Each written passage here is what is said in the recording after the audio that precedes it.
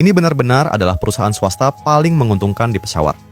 Agar masyarakat Pakistan bisa menggunakan kabel listrik yang murah dan tahan lama, bengkel sederhana yang melarang pengambilan foto ini hanya menggunakan kaleng bekas untuk memproduksi kabel berkualitas tinggi dengan harga terjangkau. Tumpukan kaleng bekas yang dibeli seharga Rp500 per setengah kilo ini tiba-tiba terbakar hebat. Sekejap saja, seluruh bengkel dipenuhi asap. Ternyata, sang pekerja sedang memasukkan kaleng bekas ke dalam tungku untuk dilelehkan menjadi cairan aluminium. Agar benar-benar meleleh, ia juga harus mengaduk cairan aluminium tersebut, lalu menuangkannya ke dalam cetakan berbentuk silinder. Setelah cairan aluminium mendingin dan mengeras, barulah proses pelepasan cetakan bisa dilakukan.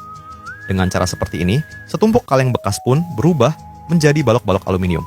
Karena akan dibuat menjadi kabel listrik, balok-balok aluminium ini masih harus diproses dengan cara ditekan hingga berbentuk memanjang. Seorang pekerja lain akan memasukkan kembali balok-balok aluminium ini ke dalam wadah pemanas agar lebih mudah dibentuk.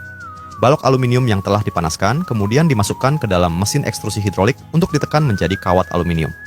Proses ini mengharuskan pekerja terus-menerus memasukkan bahan baku agar produksi kawat aluminium dapat berlangsung secara kontinu. Akhirnya, kawat aluminium yang digulung akan dikirim ke bengkel produksi berikutnya. Karena satu kawat aluminium hanya mampu menahan arus terbatas, beberapa kawat aluminium perlu digabung menjadi satu kabel. Di sini, master pertama-tama akan menggulung ulang ikatan kawat aluminium ke dalam gulungan. Meskipun menggunakan peralatan sederhana dan berspesifikasi rendah, seluruh prosesnya cukup cepat. Gulungan yang dililitkan kemudian ditempatkan pada mesin penggulung. Sebelum menghidupkan mesin, master juga perlu mengukur diameter kawat dengan hati-hati untuk memastikannya memenuhi persyaratan. Setelah memastikan tidak ada masalah, untai tunggal kawat aluminium dimasukkan ke dalam mesin penggulung.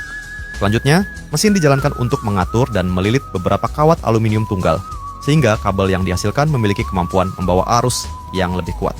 Agar kabel memiliki kemampuan isolasi yang lebih baik, perlu juga dibungkus dengan lapisan isolasi. Butiran plastik daur ulang menjadi bahan untuk lapisan isolasi ini. Melalui mesin ekstrusi, butiran plastik dilelehkan, lalu mulut keluaran kabel disesuaikan, sehingga kabel yang melewati mesin ekstrusi akan terbungkus lapisan isolasi plastik.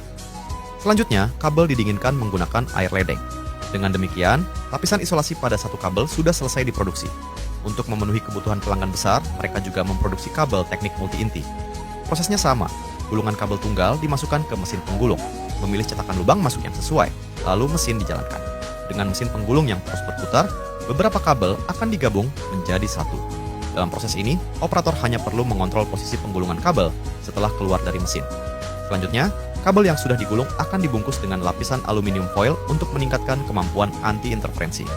Dengan pemanasan dari mesin ekstrusi, lapisan isolasi luar juga dapat dibungkus. Kabel jadi yang dihasilkan pun tampak memiliki kualitas cukup baik. Dengan demikian, seluruh kabel yang terbuat dari kaleng bekas dan plastik bekas pun selesai dibuat.